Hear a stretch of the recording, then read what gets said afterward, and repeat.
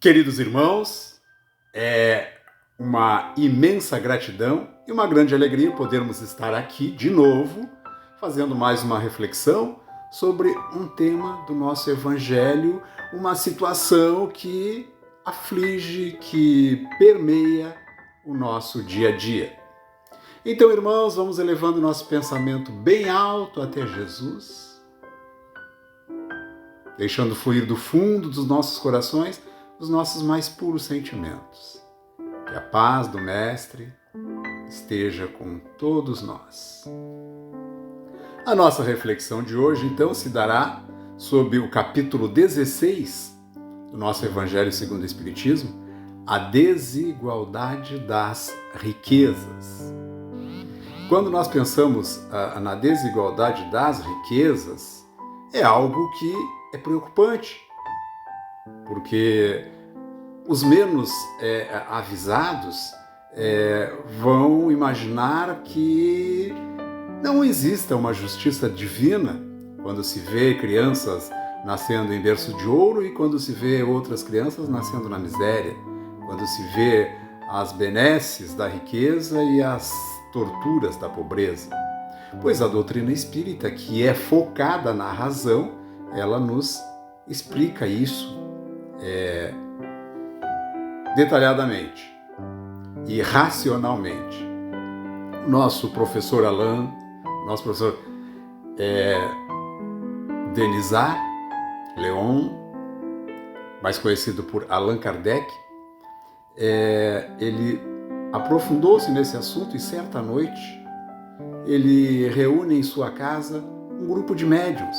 E os médiuns, então, deram passagens aos bons espíritos, ao espírito da verdade, e Allan Kardec aproveitou para questionar o espírito com relação a muitos temas e especificamente com relação às desigualdades sociais, à desigualdade das fortunas. Então Allan Kardec fez uma pergunta, dentre tantas, ao espírito da verdade. Ele fez a seguinte pergunta: por que Deus deu a uns a riqueza e o poder e deu a outros a miséria?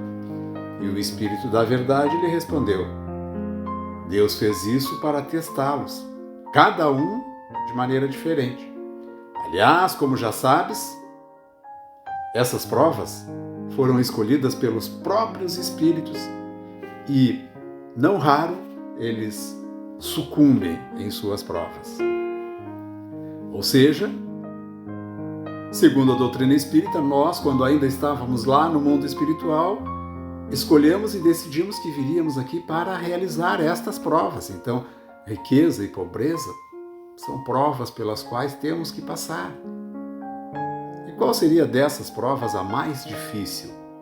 Ora, diariamente nós vemos pessoas jogando na loteria, vemos criaturas que já estão com a vida resolvida, mas trabalhando até a exaustão, vemos outras criaturas que se dedicam ao ilícito, tudo isso na intenção de acumular fortunas, como se fosse resolver o problema. Ao que parece, as pessoas fugindo desse jeito da pobreza, parece que a prova da pobreza seria mais difícil.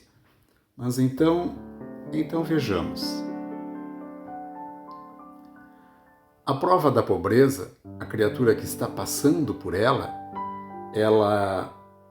vai ter muitas necessidades, ela vai sofrer dores morais, dores físicas também, ela vai ser incitada à revolta. Poxa, por que isso acontece só comigo e os outros lá estão na vida boa? Mas, durante estes testes, essa criatura vai adquirir virtudes das quais ela muito precisava, virtudes como a resignação, virtudes como a paciência e virtudes como a humildade, que muito provavelmente na encarnação anterior ela não tinha nada de humildade. Já a prova da riqueza é uma prova bem mais branda, mas muito mais perigosa.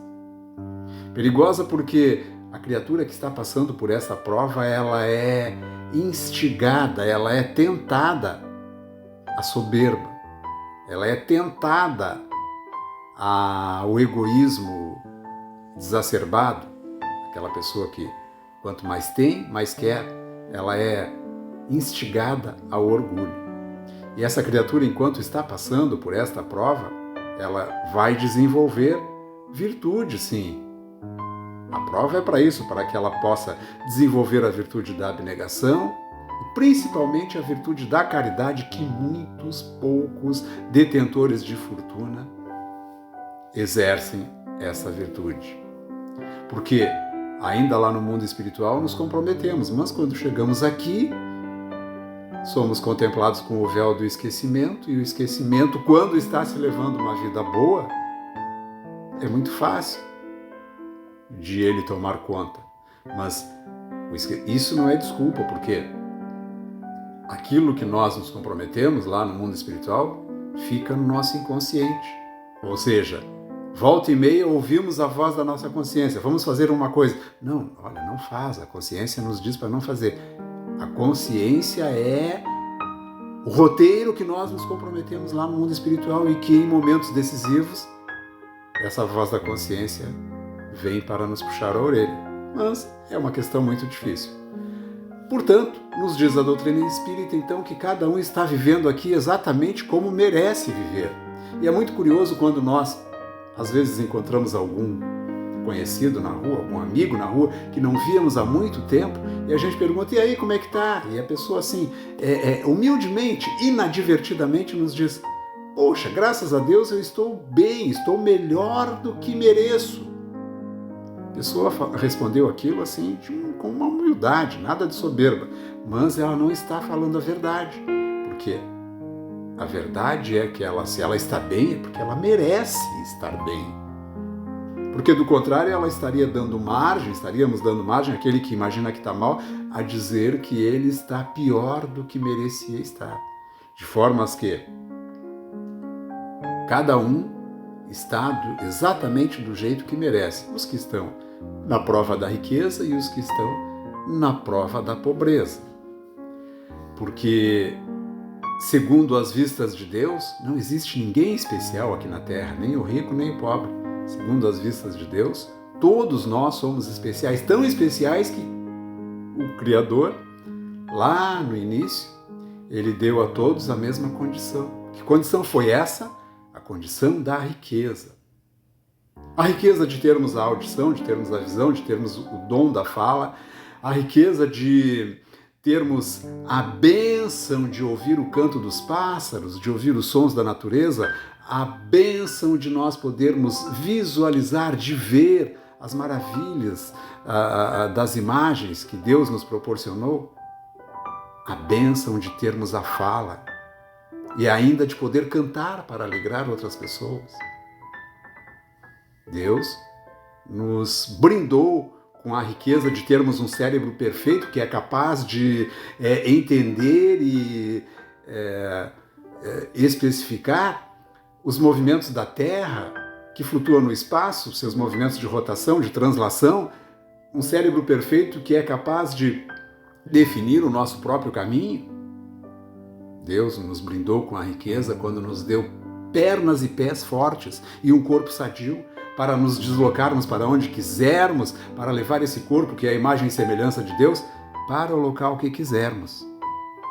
Deus nos fez imensamente ricos. No entanto, com o passar do tempo, nós vamos acabando com essa riqueza que recebemos. E acabamos com essa riqueza quando a nossa audição, visão e fala não servem para ouvir o gemido dos necessitados, não conseguimos ver as necessidades do nosso irmão mais próximo, e a nossa fala não usamos para consolar aqueles que estão precisando. Acabamos com a nossa riqueza quando o nosso cérebro perfeito fica comprometido com ilícitos e atos desnorteados. Acabamos com a nossa riqueza quando as nossas pernas e pés, que são fortes, e o nosso corpo sadio, não nos levam em direção àquele que está precisando, e o nosso corpo entregamos aos vícios. Portanto, somos imensamente ricos. Mas, no entanto, por vezes nos apresentamos como pobres mendigos, por não valorizar a riqueza divina que temos e mais, por não socializar esta riqueza. Por isso, ao partirmos aqui da terra, partiremos ainda mais endividados do que aqui chegamos. Partiremos mais endividados e com um roteiro já pré-estabelecido, um roteiro cheio de misérias, um roteiro este pelo qual na próxima encarnação teremos que passar inevitavelmente. Que assim não seja esta a realidade. Que a paz do Mestre esteja no coração de cada um de nós.